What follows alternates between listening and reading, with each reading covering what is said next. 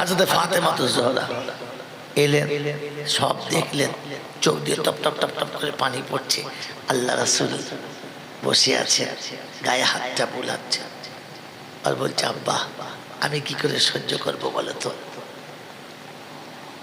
সবাই বলেছে আপনি কি করে সহ্য করলেন, কেন আপনাকে মারলো, কেন বদদুয়া করলেন না? হযরত ফাতেমা জোহরা এসে বললেন, আব্বা আমি কি করে সহ্য করব বলেন তো? আপনার উপরে যে অত্যাচার চলে গেছে আমি কি করে সহ্য করব? এই শব্দটা কে বলে? এই শব্দ কে বলে? মা। কে বলে? সবাই সহ্য করে নিয়েছে, মা এসে বলে আমার বাচ্চার উপরে অত্যাচার আমি মা কি করে সহ্য করব?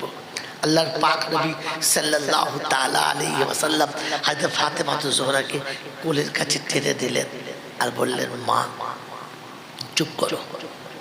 আল্লাহর নবীকে ঘরের ভিতরে নিয়ে গেলেন, ঘরের ভিতরে নিয়ে গেলেন, পানি গরম করলেন আর বললেন, দরজা বন্ধ করে দাও, দরজা বন্ধ করে দাও। আল্লাহ রাসূল বলছেন, কেন বাইরে বসে আছি, আমার শরীরটা পরিষ্কার করে দেওয়া হবে না? আমার ফাতেমা জোহরা শোনাচ্ছে, আব্বা বাচ্চা ছোট থাকলে বাইরে গোসল দিতে হয়, বড় হয়ে গেলে ভিতরে আনতে হয়, বাইরে নয়। আমাদের দেশের নিয়ম কি? ছোটবেলায় ছেলেরা ঘরের ভেতরে গোসল করে আর বুড়ো কটা বলেন না ইটেন্ডার ঘাটে করে, যেন ওপার থেকে বুঝতে পারে হ্যাঁ লাইট জেলে পুকুরে নামছে। ছি ছি লজ্জা নাই, মরার পরে ঘরের ভেতরে নিয়ে যায়। মেরে মোহতরম দোস্তর বুজুর্গ আল্লাহ ওয়ালা ভাইরা, বিশ্বনবী জনাবে মুহাম্মদ রাসূলুল্লাহ সাল্লাল্লাহু তাআলা আলাইহি ওয়াসাল্লামকে ঘরের ভিতরে নিয়ে গরম পানি দিয়ে কাপড়টাকে ভিজিয়ে দেহে রক্তগুলো মুছে শুইয়ে দিয়েছেন, পরিষ্কার করে শুইয়ে দিয়ে হাতে জৈতুনের তেল নিয়ে ভালো করে ঘষে ফেটে যাওয়া জায়গাগুলোকে আম্মা জান ফাতেমা জোহরা তেলটা লাগাচ্ছেন আর গরম তেলের সেঁক রেখে আল্লাহ রাসূলের চোখটা লেগে গেছে। আল্লাহ রাসূল আম্মা জান ফাতেমা জোহরার কোলে মাথা রেখে ঘুমাচ্ছেন, তন্দ্রাচ্ছন্ন হয়েছেন।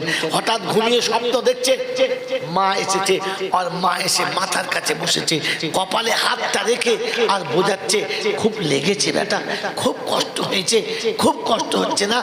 এই বলে আম্মা জান আমিনা আল্লাহর নবীর কপালে হাতটা বুলাচ্ছেন।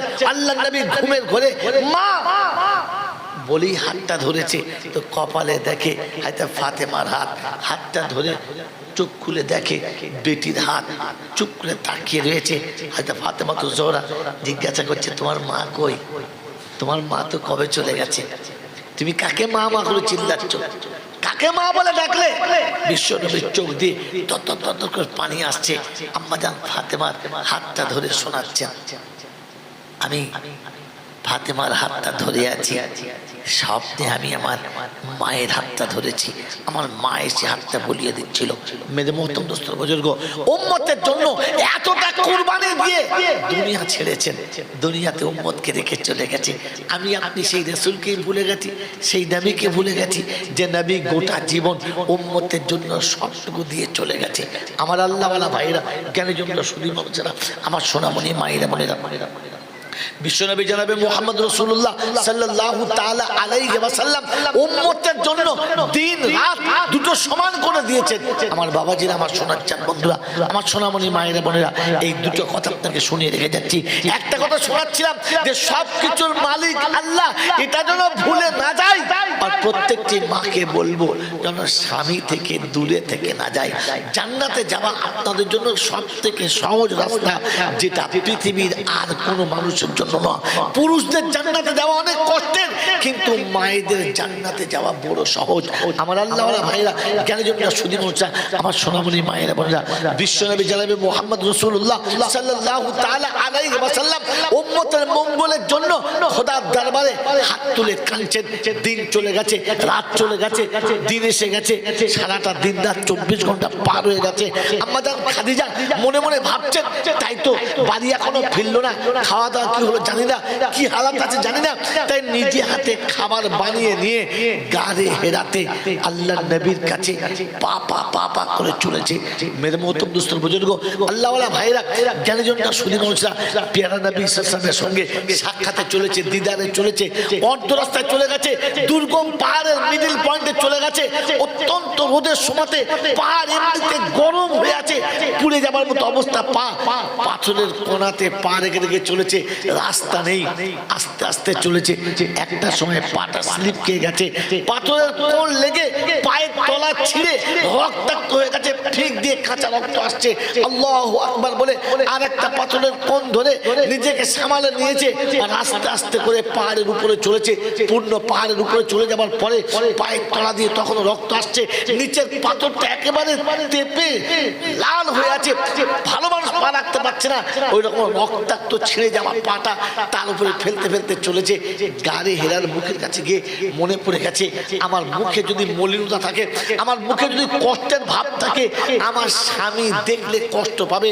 তাই আম্মাজান খাদিজাতুল কুবরা রাদিয়াল্লাহু তাআলা আনহা ওই জায়গাতে গিয়ে আস্তে করে বসলেন আর আঁচল দিয়ে মুখটা ভালো করে মুছে পরিষ্কার করে দিলেন, একটু মুখটা ফ্রি করলেন, একটু মুখে পানি মেরে মুখটাকে একবার পরিষ্কার করলেন যেন আমার স্বামী বুঝতে না পারে আমার কষ্ট হচ্ছে।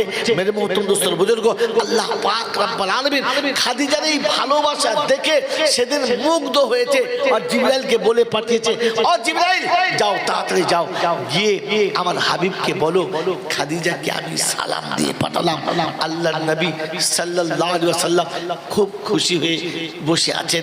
আম্মাজান খাদিজার সামনে গেলেন আর গিয়ে বললেন, আসসালামু আলাইকুম ইয়া রাসূলুল্লাহ। আল্লাহর নবী সালামের জবাব দিয়ে খুশি খুশি উঠে বললেন, খাদিজা একটা খবর শুনেছো, একটা সংবাদ শুনেছো? বললে কি? বললে খাদিজা তোমার আমার কাছে আসার পূর্বে জিবরাইল এসেছিল, এসে জিবরাইল বলে গেছে যে আল্লাহ তোমাকে সালাম দিয়েছে। আম্মাজান খাদিজাতুল কুবরা রাদিয়াল্লাহু তাআলা আনহা সেদিন পাথরের গায়ে গাড়ি হেরাতে পাথরের গায়ে কপালটাকে রেখে দিয়ে ডুক রেখে দিয়ে বলেছিলেন, ইয়া রাসূলুল্লাহ ইয়া হাবিবাল্লাহ, নারী জীবন ধন্য হয়ে গেছে, নারীত্ব সার্থক পেয়ে গেছে যে আজ আমাকে আমার আল্লাহ সালাম দিয়েছে। ইয়া রাসূলুল্লাহ ইয়া হাবিবাল্লাহ, আমি তো সামান্য একটা নারী, ওরকম রবের সালামের জবাব কি দিতে পারি?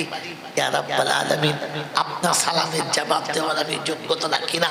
ইয়া রাসূলুল্লাহ ইয়া হাবিবাল্লাহ, আপনি আমার সালামের জবাবটা আল্লাহকে দিয়ে দেবেন।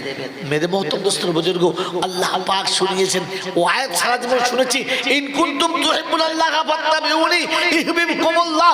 আল্লাহ পাক দেখাচ্ছে যে সেদিন আল্লাহর নবী সাল্লাল্লাহু আলাইহি ওয়াসাল্লামের সবথেকে আদরের বিবি আম্মাজান খাদিজাতুল কুবরা দুনিয়া ছেড়ে চলে যাবে, আর বেশিক্ষণ থাকবে না। চেহারা মলিন হয়ে গেছে, মুখটা শুকিয়ে গেছে, কপালের চামড়াগুলো জড়ো হয়ে গেছে।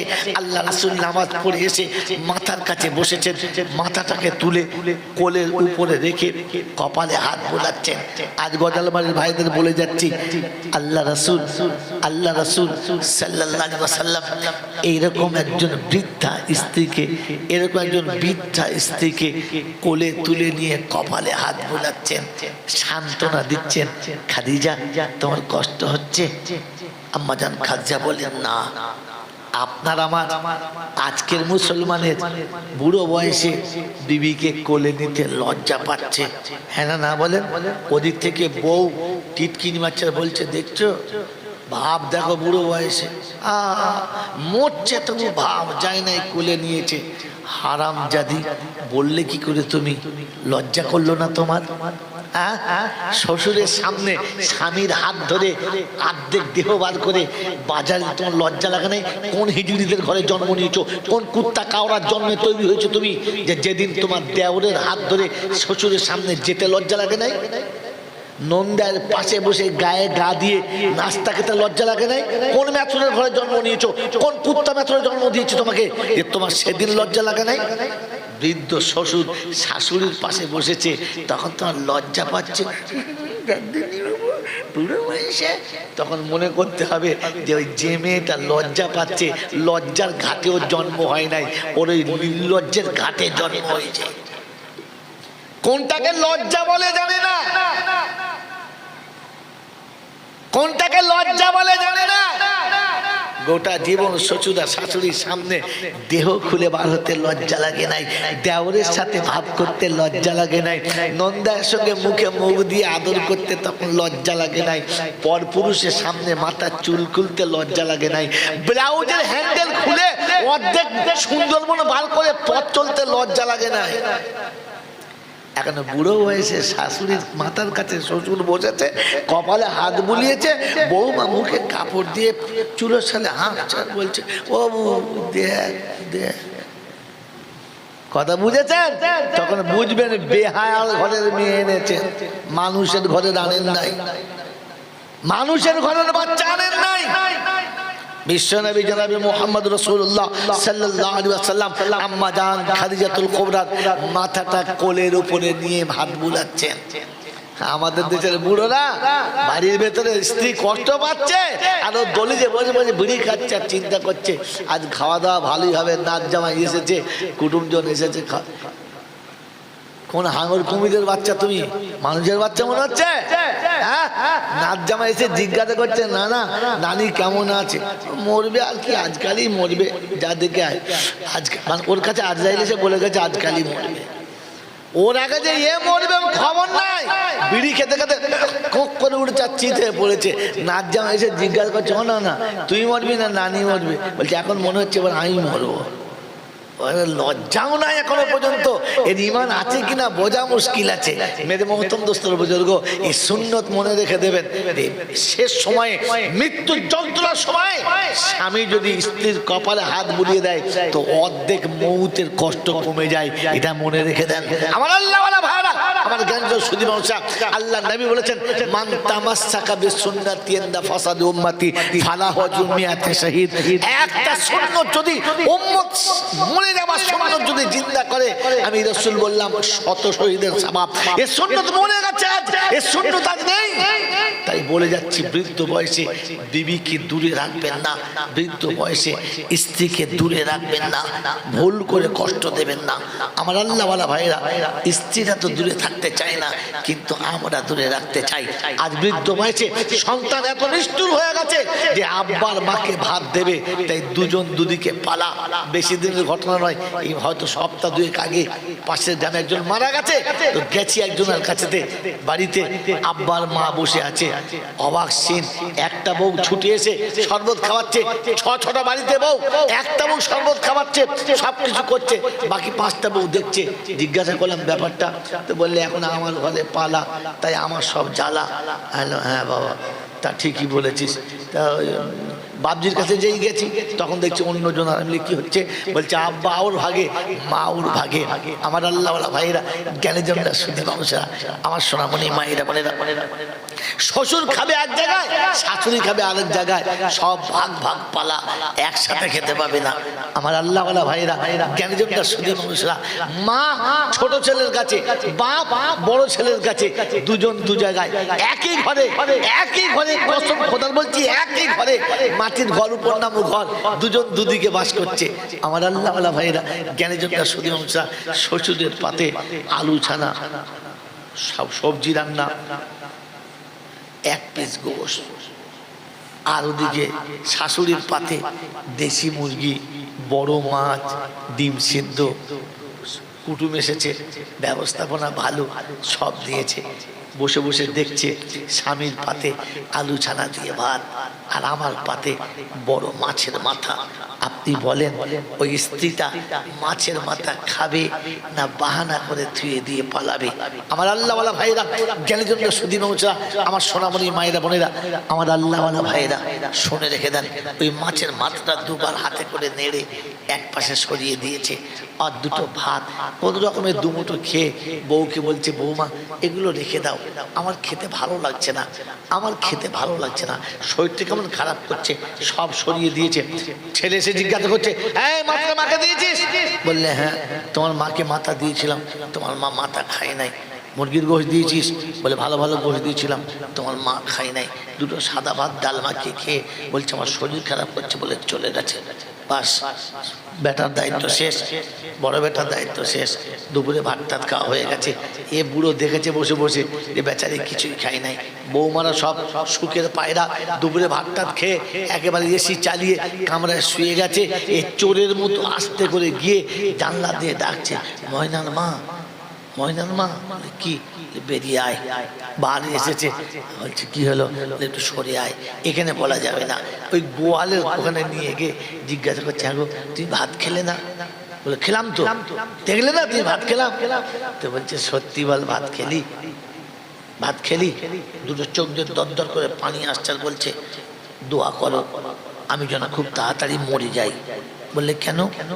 বলে বড় আশা করে সেদিন গরিবের সংসারে ধান সিদ্ধ শুকনো করেছি, রাস্তার উপর ধান সিদ্ধ করে শুকিয়েছি, রাতের অন্ধকারে ধানে ঢেকিতে ধান ভেনে সেদিন বাজারে চাল বিক্রি করেছো, তুমি সারাদিন কষ্ট করছো, আমি সারাদিন খেটেছি, 5-5টা ছেলেকে নিজে হাতে পুত্রের মতো তৈরি করেছি, একদিন রাতে তুলে ধান সিদ্ধ করাই নাই, একদিন দিনের বেলা তাদেরকে দিয়ে কোনো কাজ করে নাই, বাচ্চারা স্কুলে পড়তে যাবে তাই সকালে উঠে সব কাজের ফাঁকে রান্না করে খাইয়ে দিয়েছি, তাদেরকে বড় করেছিলাম যে একদিন তারা সুখে সংসার বাঁধবে, আর সেদিন বসে দুটো ঠান্ডা ভাত খাবো, এটাই তার পাওনা, এটা তার পাওনা। আজ তোমাকে আলু ছাড়া দিয়ে ভাত খেতে হচ্ছে, আর আমার পাতে মাছের মাথা, ওই মাথাটা খাওয়ার আগে আমার মাথাটা খেয়ে নেওয়া দরকার ছিল। ভাত খাওয়া আমার হয়ে গেছে, আর কোনোদিন বলবো না তুমি খাও, আমি আর খাবো না। মেরে মোহতম দোস্তর বুজুর্গ আল্লাহওয়ালা ভাইরা, কাছের লুকানো দুটো মিষ্টি ছিল, বলেছে দুটো খেয়ে পানি খা, এই বুড়ো বয়সে না খেয়ে থাকলে সারাদিন শরীর খারাপ করবে। দুটো মিষ্টি দিয়েছে, বলছে হাতে মিষ্টিটা নিয়ে বলছে তাড়াতাড়ি শুয়ে পড়ো, বড় বউ দেখলে তোমার ভাত উঠে যাবে আর তোমার তোক দিলে ভাত জুটবে না। কিন্তু তোক দিলে যেটা ছিল সেটা তো হয়ে গেছে, হ্যাঁ না না বলেন না, সেটা হয়ে গেছে। বাস মিষ্টি দুটো নিয়ে ঘরে গেছে, আর দূর থেকে দেখে যে বড় বউ জানলা দিয়ে দেখছে, বাস কলজে শুকিয়ে গেছে। মিষ্টি নিয়ে চলে গেছে, আর খাওয়া হয় নাই। সন্ধ্যেবেলা সবার খাওয়া হলো, শ্বশুরের খাওয়া হলো না। তো শাশুড়ি এসে জিজ্ঞাসা করছে, হ্যাঁ তো শ্বশুরকে ভাত দিবি না? বলছে শ্বশুরের শরীর খারাপ, ভাত খাবে না। পাশের ঘরে গিয়ে জিজ্ঞাসা করছে, হ্যাঁ গো তুমি ভাত খাবে না? বলে হ্যাঁ বড় বউ ভাত দেবে। বলছে কালকে দেবে। বলছে কেন? বলে সবাই খেয়ে দিয়ে শুয়ে ঘরে ক্ষীর লাগিয়ে দিয়েছে, তোমাকে আবার ভাত দেবে? বলছে আমাকে ডাকলো না? বলে ডাকবে না, তুমি দুপুরবেলা দাঁতব করছিলে, আমি তোমাকে বলেছিলাম না দেবে না। তাই মা এসে বেহায়ার মতো ডাকছে, কচি কচি রে। বলে কি? এবার ওঠ না, রাতের বেলা সুইচ যদি জ্বালায় না, যা সকাল যা সকালবেলা। বলছে ওঠ না বাপ, খুব দরকার, ওঠ। সে উঠবে না, ওদিকে পাশে বসে রয়েছে সেই বদ্ধ খোঁটা মারা আছে, সে টেনে তুলতে পারছে না খোঁটা, উঠবে কোত্থেকে? যা করে কোনো রকম করে দরজাটা খুলে বেরিয়েছে। কি হয়েছে বল, কি হয়েছে বল রাতেবেলা? তো মা তখন বেহায়ের মতো চোখের পানি টপ টপ টপ টপ করে ফেলছে, আর হাতে মিষ্টি দুধ দিয়ে বলছে বাপ শোন, তোর আব্বা আমাকে কিচ্ছু দেয় নাই, জানি না বড় বউ তোকে কি বলেছে, এই মিষ্টি দুটো আমাকে দিয়েছিল, খাই নাই, এই কাল পেটে অনেক কিছু খেয়েছি, তাই মিষ্টি দুটো খাই নাই, এই দুটো তোর মেয়েকে দিস, আর তোর বউকে বল তোর আব্বাকে দুটো ভাত দিতে, বুড়ো বয়সে রাতের বেলা না খেয়ে মরে যাবে, বেচারার খিদে লেগেছে, দুটো ভাত দিতে বল। আর যদি বউ না দেয় তুই যেন কিছু মনে করিস না, আমি যে ভাতটা পেয়েছি না, ওই ভাতটা আমরা ভাগ করে দুজনে খাচ্ছি, তুই যেন কাল সকালবেলা তোর আব্বাকে কিচ্ছু বলিস না। মেরে মহতম দোস্তর বুজুর্গ, ওর বাপ পাশে থেকে উঠে গিয়ে হাউ হাউ করে কাঞ্চার বলছে শোন, আর ভাত চাইতে হবে না, ভাত চাওয়া হয়ে গেছে, চলে আয়, কাল সকাল থেকে আমরা দুজনে ভিক করবো, আর সন্ধ্যেবেলা এসে দুজনে খাবো, আর তোদের ভাত দিতে হবে না বাপ। মেরে মহতম দোস্তর বুজুর্গ, বিশ্বনবী জনাবে মুহাম্মদ রাসূলুল্লাহ সাল্লাল্লাহু তাআলা আলাইহি ওয়াসাল্লামের প্রত্যেক বছর নবী দিবস করছেন, প্রত্যেক বছর নবী জীবনী শুনছেন, যে নবী জিন্দেগিতে কখনো তার মায়ের সাথে তো দূরের কথা, কখনো তার দুধ মায়ের সঙ্গে এমন ব্যবহার করেন নাই। আল্লাহর নবী সাল্লাল্লাহু আলাইহি ওয়াসাল্লাম যেদিন মদিনা থেকে মক্কায় ব্যাক করছিলেন, মাকামে হারাত এসেছেন, কবরস্থানের কাছে মাকবারায় কাছে এসে সাহাবীদের বাইরে বসিয়ে দিলেন, আর বলে গেলেন ভিতরে কেউ যাবে না, যদি কোনো দেরি হয়ে আসতে যাবে না, যদি কান্নার আওয়াজ আসে তারপরেও যাবে না। আল্লাহর পাক নবী সাল্লাল্লাহু আলাইহি ওয়াসাল্লাম টুকটুক করে ভিতরে গেলেন, কবরের কাছে গিয়ে বসলেন আর বললেন, ইয়া আম্মি লা তানদুর, তুমি দেখতে পাচ্ছ না? তুমি একবার দেখো, আমাকে একা রেখে এসেছিলে, আমার দাদু ছাড়া আর কেউ ছিল না। এরপরে দাদু হাত ছেড়ে চলে এসেছে, পৃথিবীর জমিন আমার কেউ ছিল না। মক্কা থেকে আমাকে নিরুপায় হয়ে আল্লাহর হুকুমে মদিনায় আসতে হয়েছে। আজ মদিনা থেকে যেদিন মক্কায় যাচ্ছি, আমার সঙ্গে গোটা জামাত আছে, একদল মানুষ আছে, সব বাইরে অপেক্ষা করছে। মা আজ সব আছে, শুধু তুমি নেই, তাই তোমার কাছে। তুমি তো দেখতে পাচ্ছ না। মা তুমি যদি আজকে খালি একবার বলতে, ইয়া মুহাম্মদ, একবার আমায় দিতে, একবার ডাকতে, আমি মুহাম্মদ যদি নামাজে দাঁড়াতাম, এশার নামাজ শুরু করেছি, সূরা ফাতিহা অর্ধেক পড়া হয়ে গেছে, আর তুমি খালি আওয়াজ দিতে, ইয়া মুহাম্মদ, ও আল্লাহ পাকের জাতের কসম, ওয়াল্লাযী নাফসি বিয়াদিহি, যার হাতে আমার জান বাঁধা, মা ওই জাতের কসম করে বলছি, তুমি যখন আমাকে ডাকতে আমি নামাজ ছেড়ে দিতাম, ছুটে তোমার কাছে যেতাম, বলতাম, মা তুমি কি বলবে বলো, মা তোমার কি আদেশ বলো। আগে তোমার কথাটা শুনতাম, পরে এসে নামাজ পড়তাম। আমার নামাজের থেকে তোমার ডাকটা আমার কাছে অনেক বড় ছিল, কিন্তু তুমি আমাকে মুহাম্মদ বলে কোনোদিন ডাকো না। এই উম্মতে মুহাম্মাদি যে নবী দিবসে আজকে বসেছেন, যে নবী তার জীবনে শুনে দিয়ে চলে যাচ্ছে, যদি আমি ফরজ নামাজের নিয়ত করতাম, নফল নয়, সুন্নত নয়, আমি যদি ফরজ নামাজের নিয়ত করে দাঁড়িয়ে যেতাম আর আমার মা আমাকে ডাকতো ইয়া মুহাম্মদ বলে, তো আমি নামাজ ওখানেই ছেড়ে দিতাম, ছুটে গিয়ে মায়ের ডাকে সাড়া দিতাম। আজ সেই নবী দিবস করার পরে মা ডেকে শেষ হয়ে গেলে আমাকে কাছে পায় না, মায়ের কাছে বসতে লজ্জা পায়। আপনার নবী দিবস আপনার ধন্য, আপনার নবী দিবস আপনার মোবারক। বিশ্ব নবী জনাব মুহাম্মদ রাসূলুল্লাহ আম্মা জান খাদিজাকে কোলের উপরে মাথা দিয়ে জকে ছেড়ে চলে এসেছিলাম। মেরে মুহূর্ত বুজুর্গ কপালে হাতটা বুলাচ্ছে, জিজ্ঞাসা করছে, খাদিজা কষ্ট হচ্ছে? বললেন, না ইয়া রাসূলুল্লাহ, কষ্ট হয় নাই, কষ্ট হয় নাই। বললেন, খাদিজা কপালের চামড়াগুলো শুকিয়ে গেছে, মুখটা মলিন হয়ে গেছে, ঠোঁট দুটো একদম শুকিয়ে তুলসী পাতার মতো হয়ে গেছে, এর পরও বলছে আমার কষ্ট হয় নাই। বললি, ইয়া রাসূলুল্লাহ না, কারণ পৃথিবীর কোনো রাজা বাদশার বিবি তার স্বামী যদি তার কোনো বালিশ করে দেয়, সেটা 1000, 2000, 5000 টাকা দাম হবে, কিন্তু আমি খাদিজা যে বালিশটার উপরে মাথা দিয়ে শুয়ে আছি, এটা দোজাহানের বাদশার কোল, পৃথিবীর কোনো নারী পায় নাই, আর কিয়ামত পর্যন্ত কোনো নারী পাবে না। আমি সেখানে মাথা রেখেছি, আমার কোনো কষ্ট হয় নাই।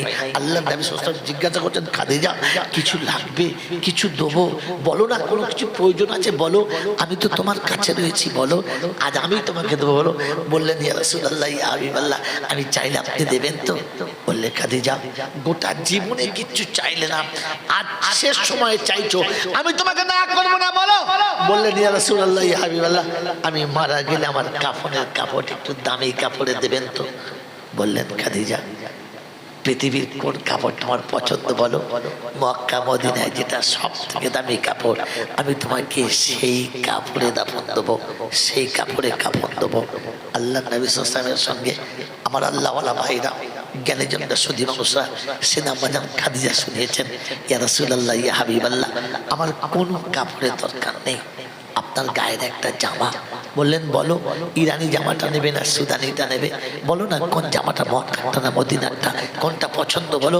বললেন, ইয়া রাসূলুল্লাহ, ইয়া হাবিবাল্লাহ, আমার কোনো জামা দরকার নেই, ওই জামাটা, যে জামাটা পরে আপনি উম্মতের কাছে কলেমার দাওয়াত নিয়ে গেছেন, উম্মতের জন্য গাড়ি হেরাতে বসে কেঁদেছেন, ওই জামাটা, যে জামাটা আপনি পরতে পরতে নোংরা হলে আমি কেচে দিয়েছি, আবার পরে গেছেন, আবার ময়লা হলে কেচেছি, কাচতে গিয়ে ফেটে গেছে, আমি নিজে হাতে খেজুরের পাতা সেলাই করেছি, আবার যখন ফেটে গেছে চামড়া দিয়ে তালি লাগিয়েছি, আবার যখন ফেটে গেছে তখন আমি চটের তালি লাগিয়েছি, এরপরে যখন আপনি পড়েছেন আর ফেটে গেছে, সেলাই করতে পারছি না, আপনি বাদ দিয়ে দিয়েছেন, ইয়া রাসূলুল্লাহ, ইয়া হাবিবাল্লাহ, সেদিন আপনি জামাটা বাদ দিয়েছেন, আমি কেচে ভাঁজ করে রেখেছি, ওই জামাটা আপনি শুধু খালি আমাকে দেবেন।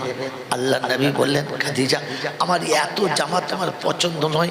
সেদিন বললেন, ইয়া রাসূলুল্লাহ, ইয়া হাবিবাল্লাহ, এটা আমি আমার সন্তানদের জন্য রেখে গেলাম, আজও জান্নাতুল মাওলা শুয়ে আজও জান্নাতুল মালাতে শুয়ে রয়েছেন আর বললেন ইয়া রাসূলুল্লাহ ইয়া হাবিবাল্লাহ, এটা আমার সন্তানের জন্য রেখে গেলাম, আমি চলে গেলে মাটি খেয়ে নেবে, আমাকে ছেঁড়া জামাটা দিলেই হবে। আল্লাহ নবী বললেন ঠিক আছে। বললেন ইয়া রাসূলুল্লাহ ইয়া হাবিবাল্লাহ, আর আমার একটা আবেদন। বললে কি? আল্লাহর হাবিব, পৃথিবীতে কেউ জানুক আর না জানুক, আপনি জানেন যে আমি বিছানায় কোনোদিন একা শুয়ে ঘুমাই নাই, একা শুয়ে ঘুমাতে পারি না। আপনি আমাকে এসে সাড়া দিয়েছেন, এশা নামাজ পড়ে রাত্রি 12টায় 1টায় 2টোয় যখন ডেকেছেন ইয়া খাদিজা, আমি একবারই সাড়া দিয়েছি আসসালামু আলাইকুম ইয়া খাদিজা, এক সালামে জবাব দিয়েছি। আপনি জিজ্ঞাসা করেছিলেন খাদিজা তুমি ঘুমাও না, তোমার রাতে ঘুম পায় না? সেদিন বলেছিলাম ইয়া রাসূলুল্লাহ, আপনি যখন বাড়ি থাকেন না তখন শুধু খালি ধর থাকে, তাতে প্রাণ পাখি থাকে না। আমি শুধু খালি আপনার অপেক্ষায় থাকি, বিছানা সাজিয়ে দিই, বিছানা সুন্দর করে সাজিয়ে দিই, অপেক্ষা করি বিছানা সায়েন্সা যতক্ষণ আসবে না দাসী বিছানায় দেহ রাখতে পারে না। তাই আমি কোনোদিন বিছানায় একা শুই নাই, কিন্তু 5জন স্বামীর মতো, 5টা স্বামীর মতো আপনি আমাকে কবরে একা রেখে দিয়ে চলে আসবেন, আমার সাথে তো আপনি যাবেন না। কিন্তু ইয়া রাসূলুল্লাহ ইয়া হাবিবাল্লাহ, অন্ধকার কবর আমার খুব ভয় লাগে, অন্ধকার কবরে আমার একা যেতে খুব ভয় লাগে। আপনি একবার কবরে গিয়ে বলে দিয়ে আসবেন যেন আমাকে কবরে কোনো ভয় না দেখায়, কবর যেন আমাকে কোনোভাবে ভয় না দেয়। আমার আল্লাহওয়ালা ভাইরা, জ্ঞানীজনরা শুধু ওসা বিশ্বনবী জনাবে মুহাম্মদ রাসূলুল্লাহ সাল্লাল্লাহু তাআলা আলাইহি ওয়াসাল্লাম বললেন খাদিজা ঠিক আছে তোমার কথা আমি রাখবো। আল্লাহ নবীর কোলেতেই আম্মা জান খাদিজা দুনিয়া থেকে চলে গেলেন। ইন্না লিল্লাহি ওয়া ইন্না ইলাইহি রাজিউন, দুনিয়া ছেড়ে চলে গেছেন। গোসল কে দেবে? তো ফাতেমা তো জোহর এসেছেন, আমি দেব, আমার মায়ের গোসল আমি দেব। কোলে কোলে মা আমাকে মানুষ করেছে, মা আমাকে সারা জীবন কোলে কোলে গোসল দিয়েছে। আজ মা যাবে, মায়ের গোসলটা আমার হাতে হতে হবে, অন্য কারো হাতে না, গোসলটা আমার হাতে হবে। ফাতেমা তো জোহরা মাকে গোসল দিচ্ছেন। এই পৃথিবীর মানুষ মনে রেখে দাও যে মা মরে গেলে আমি শুধু কাঁদবো, গোসলটা পাড়ার মেয়ে দেবে। আব্বা মরে গেলে আমি কাঁদবো, গোসলটা পাড়ার লোকে দেবে না, এটা সুন্নত না। সুন্নত আব্বা মরে গেছে আপনি গোসল দিন, সন্তান মারা গেছে আপনি নিজে গোসল দিন। সন্তান কোলের কাছে শুয়ে রেখে যখন গোসল আপনি দেবেন আর বিবির হাতটা ধরে বলবেন চল চল আমি পানিটা গরম কর, লোকে হয়তো বলবে মাথা খারাপ হয়ে গেছে, ছেলে মরে গেছে, বলে না আপনাকে বলে রেখে যাচ্ছি বাচ্চা মারা গেলে বিবিকে বলবেন গোসলের পানি গরম করতে, আপনি নিজে হাতে বসবেন আর বলবেন আমার আব্বা আজকে অনেক দূরে যাবে, আমার আব্বাকে সাজিয়ে দিতে হবে না, আমার আব্বা অনেক দূরে যাবে, আমার আব্বাকে সাজিয়ে দিতে হবে না, চলো তুমি পানিটা গরম করো। সেদিন মা পানি ঢালবে আর তুমি নিজে হাতে গোসল করাবে আর বলবে আব্বা আজকেই তোর গোসল করা শেষ হয়ে যাচ্ছে, আর হয়তো তোর গোসল দেওয়া হবে না। আমার আল্লাহওয়ালা ভাইরা, বাচ্চাকে গোসল দিয়ে বাপ কাপড় পরাবে। বাচ্চা যখন গোসল দেবে বন্যার গরম পানি শেষ হয়ে গেলে চোখের গরম পানি শেষ হবে না, কাপড় পরানোর সময়তে তখন গোলাপ পানির বোতল শেষ হয়ে গেলে বাপের চোখের পানি শেষ হবে না, চোখের পানিতে কাপড়টাতে থাকবে। আমার আল্লাহওয়ালা ভাইরা, বাচ্চাকে গোসল দিয়ে কাপড় দিয়ে জানাজা যখন পড়া হয়ে যাবে, কবরে যখন শোয়াবেন আপনি শোয়াবেন, অন্য কাউকে শোয়াতে দেবেন না। বিবি মারা গেলে আপনি শোয়াবেন, বাচ্চা মারা গেলে আপনি শোয়াবেন, অন্য কাউকে দেবেন না। বাচ্চাকে শুইয়ে দিয়ে মুখের কাপড়টা খুলে আদর করে বলে আসবেন আব্বা ঘুমিয়ে গেলে আমি বিছানায় শুইয়ে রেখে চলে আসতাম, আজ তুমি ঘুমিয়েছ, রেখে দিয়ে চলে যাচ্ছি, এখানে ঘুমাও, আমি এসে তোমাকে নিয়ে যাবো, ভয় করিস না, আমি এসে তোকে নিয়ে যাব। আমার আল্লাহওয়ালা ভাইরা, বাচ্চার ইন্তেকালের পর কিংবা পিতার ইন্তেকালের পর দাফন দিয়ে কবরের কাছে বসবেন, ওই সময় খবিশ আসবে আপনার কাছে, ওই সময় শয়তান আসবে আপনার কাছে, এসে আপনার হাতটা ধরে বলবে আয় কাঁদিস না, বাপের কবরের কাছে বসে কাঁদি না, উঠে আয়। তখন বুঝবেন ওটা যে হাত ধরেছে ওটা খবিশের একদম বেজম্মা সন্তান, খবিশের আরামি ছেলে, ওটা অন্য কারণ না।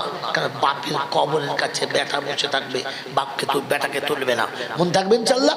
সন্তান মারা গেছে আপনি বাপ চুপচাপ বসে থাকুন, বাপের বেটার কবরের কাছে সবাই মাটি দিয়ে চলে যাবে, আপনি যাবেন না। সবাই যখন চলে গেছে তখন বেটার কবরের উপর হাতটা রেখে বলুন আল্লাহ আমানত আপনি আমার কাছে দিয়েছিলেন, আমানত আপনি আমার কাছে দিয়েছিলেন, আমি আমানতের যোগ্য নয়, ফিরিয়ে দিয়েছেন আল্লাহ, আমি নারাজ না। আমি নারাজ না, তবে জীবনের শেষ মুহূর্তে যদি কোনোদিন কোনো ভালো কাজ করে থাকি, আমি বাপ হাত তুলেছি, তুমি বলেছো, তোমার নবী বলেছে যে পিতা হাত তুললে তুমি নাকি কোনোদিন ফেরাও না, পিতা মাতার দোয়া তুমি কোনোদিন নাকি ফেরাও না। তাই সন্তানের জন্য আমি দুটো হাত তুলেছি, আমার বাচ্চাকে তুমি হেফাজতে রেখে দিও, কাল কিয়ামতের ময়দানে আমার বাচ্চা আমার কোলে ফিরিয়ে দিও, এইটুকু তোমার কাছে আবেদন, আর কিচ্ছু না। আল্লাহ পাক শোনান, আল্লাহর পাক নবী শোনান, কাল কিয়ামতের ময়দানে, হাসরের ময়দানে বাপ বসে থাকবে আর বাচ্চা ছুটে এসে বলবে আব্বা আমি এসেছি, চল। এগুলো আল্লাহর নবী বলেছেন, যাদের ছোট বাচ্চা মারা গেছে তারা স্বামী স্ত্রী জান্নাতি। কিয়ামতের ময়দানে মাসুমকে যখন জান্নাতে দেওয়ার অনুষ্ঠান আসবে, তখন প্রত্যেকটি মাসুম খুশিতে যাবে, আর ওখানে বসে